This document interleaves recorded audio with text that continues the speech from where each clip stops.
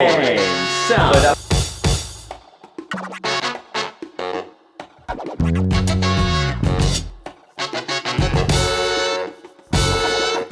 and welcome to another Someone Else's Story. Now today is something a little bit different for Someone Else's Story, as I will be talking to my dad about his experiences with cancer. Now cancer affects lots of people across the world, and so I just wanted to use this opportunity to shed a little light about our experiences and how it has affected our family. Hi Dad! Hello son! How you doing? I'm doing fine. I love how tense my parents get when I ask them questions, it's really funny. So, going straight in on the nose, you had cancer. Yes. Tell the people that are watching the type you had. So it's mouth cancer. Something which I had no idea about. I think has caused a few raised eyebrows because I haven't smoked. I've never smoked. I'm not a heavy drinker. Lies. I'm kidding. He's not, it's true. And so it's unusual Yeah. for me in my position with my my previous, as it were, to end up with it. But alas, it happened. But there we go. Here we That's are. right. Let's go back to the beginning because it was it's been amongst us. It's been a kind of around our family, the whole topic. Yeah. For a while. We were trying to figure this out yesterday. So go back, I Yeah. want to say 10 years? And a bit longer, actually. You go back... Because what did you do that was naughty, Adrian? Go before that even. Before you were naughty, right, So, okay. I mean, go back possibly 20 years. My first encounter with this white patch on my gum, on my upper gum. And I went for a biopsy. Went to the doctors, referred me for a biopsy. That went to hospital, that was biopsied and found to be clear, and that was fine. Did me and Ben ever know about that? No, don't Did think Mum so. know about that? Yes, but nothing to worry about. So it was At the just time, or at did you the tell her time. afterwards? No, at the time I told her. You'll understand why I ask these questions when we get further down the story. And so that was 1999? Yes, and didn't think any more about it. Cool.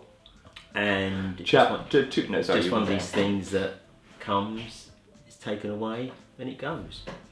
So then we move on for about another 8 years, I guess. So we're now heading into 2007-ish. Yes. Does that sound right? Yeah, 2007, Cool. 2008. It was just before you were going to Tanzania, of course. Side note, I went to Tanzania with a lovely group called World Challenge. We figured out it was the sum between the 2 years of sixth form. So I was like 16, 17-ish, 18-ish. Yeah. It was on the approach to that. Yeah. And you... It was just prior to that when I discovered this white patch again. So when they biopsied it, they'd taken it completely. It had gone. Yes, that's right. Cool. That healed, but it came back. Yes. Same place? Yes, similar place. Because it was okay the first time, I did leave it for a little while because I didn't really have any thoughts about it.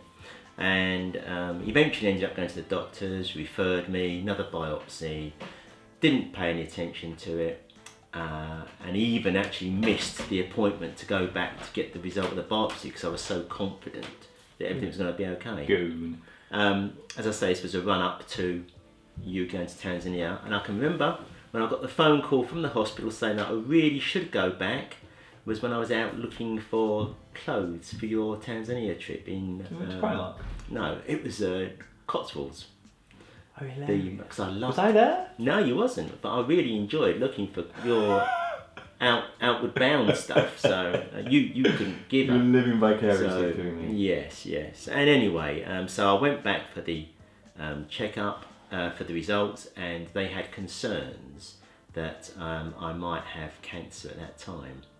So this was a bit of a shock, but they wanted to do another biopsy just to check because they were split 50-50.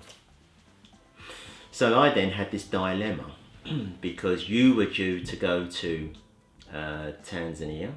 The results of this other biopsy weren't going to be back until after you've gone.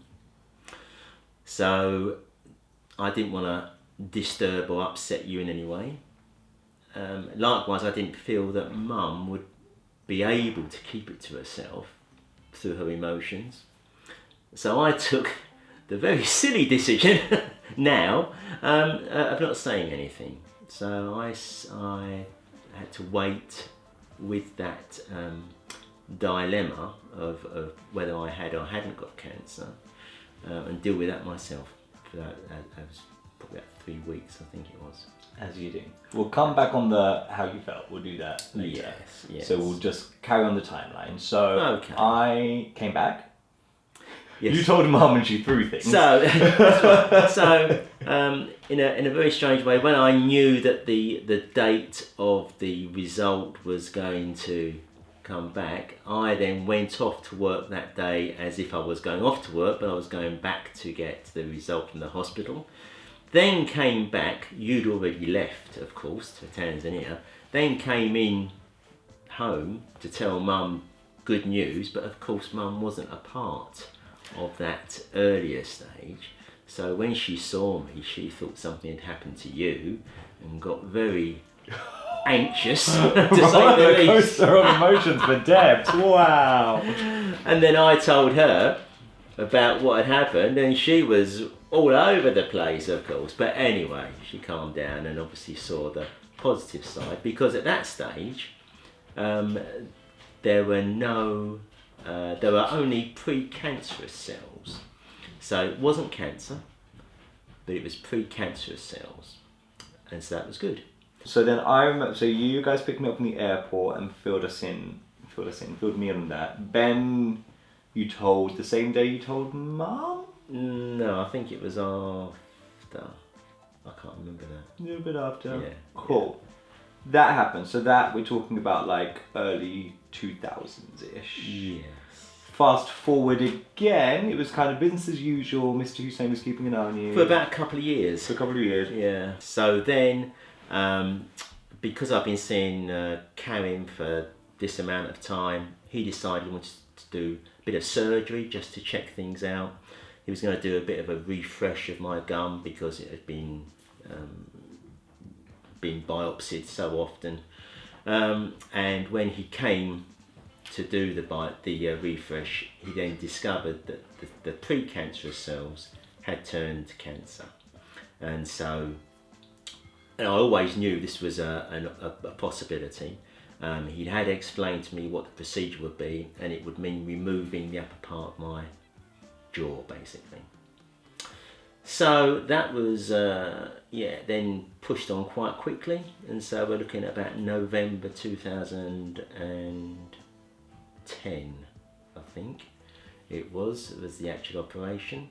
I was in for a day, should have been a week, but in for a day, and no problems, absolutely. I mean, no physical problems in as much as the operation went well, and everything was fine from the medical point of view. Obviously, the emotional and the getting used to this new regime that I would have to undergo, which involved at that stage basically a false plate being built, developed by Guy's Dental Hospital. Another shout out for Guys, fantastic, do wonderful work. And I have to say the NHS throughout have been absolutely superb. Yeah. And so this was the first stage before I could, if I wanted to, have reconstruction, which would have meant taking a part of my hip bone or a piece from somewhere else to then give me a new upper jaw, and then they would build around that, giving teeth implants at a later stage. So I had this obturator, which is what this plate's called, developed, built for me, and I got so used to it that I realised that the reconstructive surgery could actually end up being more difficult than what I already had. So I decided to stick, and I was quite happy with what I had, and I still am as well. Dream. Fast forward again. Yes, so everything was going well. A year or two ago? Yeah, sadly, 2018, I just happened to notice another white patch on my inner mouth. Again, went back to my consultant, shout out for Karim again, who moved very quickly and got it biopsied, and it had returned. And so that then meant going back into hospital and having more of my upper jaw removed. And it was basically a repeat of what had happened earlier on, except for they'd obviously taken a bigger chunk now. So all of my upper jaw is now gone. And that then meant having a new obturator, a new plate. Again, guys, fantastic work, giving me an even better plate, which hangs off the 2 teeth that I've got either side of my right at the back, my mouth at the very back, and yeah, and that's where we are at the moment. And so far, so okay. Still going for checkups? Yeah, still going for checkups. Yeah, in fact, I've just been for one. Everything's fine, so that's good. Obviously, there is the possibility that it could come back again, as it's already made a reappearance. Yeah, that's right. But hey ho, we deal with that as we go, don't we? When you first found a white mark, how did that feel? The very first time, yeah, I didn't really give it a second thought. I'm not one to dwell on things. I tend to cross the bridges as I come to them. And so obviously the next stage was going to the doctors, who then made the referral to the hospital. They then did what they had to do, said there was nothing wrong with it, and that was fine with me. So I didn't really think about mouth cancer. I had no knowledge of it, and so it didn't really enter the equation at that stage. It was only, and to be honest, the second time, because I didn't go back for the result. So complacent. Complacent, exactly, because I just didn't think that I was going to be in that catchment. So when was the moment that you were like, this might be something more than just a mark? Well, that was when I went back after the phone call from the hospital. So you didn't preempt any of it? You were never like, this could be something different? It was only when you had that second call being that's right. I just thought they were calling me back because they wanted to have another biopsy because they'd messed up doing the first one or whatever. And when they said that they sent the biopsy to Guy's and to Queen Mary's, and that I think Guy's had said it was and Queen Mary's had said it wasn't, so they had this 50-50 split, and that's when they wanted to do another one just to check on it. How did that feel, or were you still pretty chill at that point? Yeah, no, I was a little bit more obviously concerned, because all of a sudden I'm starting to think, well, what is this? Yeah. How is this going to have an effect on me? Yeah. How is it going to? Is this cancer? Am I going to die? Where is it? Is it in my head? Is it? How far are we talking about? Yeah. And they didn't know that either, because they hadn't done any of the scans or anything. So they were tests that were all going to come. But certainly in those 2 or 3 weeks that I was waiting for the results, it then became quite all-consuming. Yeah. And the difficulty was keeping it from you and Mum and Ben. You hadn't told it. And everybody else, of course, that's right. So in keeping on this thing about how it felt, every time you've gone back since, or there's been another, Recurrence feels too heavy, because I feel like that first time was potentially the most invasive, second time was the most invasive, kind of. Third time, it's very easy for me to say this, I was very chilled when we got onto like the most recent time, because I was like, I feel like this is a known entity. Mm-hmm. We know what we are and aren't dealing with. The people around you know what we are and aren't dealing with. Mm-hmm. Like that I felt easier, because it's all about me. How about you? Were you kind of, or has it freaked you out each time? No, I think those first couple of weeks in that first episode was probably the worst. Yeah. And as a Christian, I then started to sort of have a discussion with God about it, and I arrived at the conclusion that it's almost like how can I put it? It's like suddenly realising that if you can let go of something, then you have that freedom. And I got to the stage where I could let go of my life, knowing that you, Ben and Mum were going to be okay. I think it was that thing about protecting you guys, not only from this, but if I wasn't going to be around, how you were going to manage. And I think I got to the stage where my trust in God became, okay, so if this is my time, then I'm going to trust into you. And once you get to that stage, there's a great freedom. And you then, there's nothing that can happen to you. Nothing to be scared of, because I've let go of it. I don't know if that makes sense. But, so from then on, I was fine.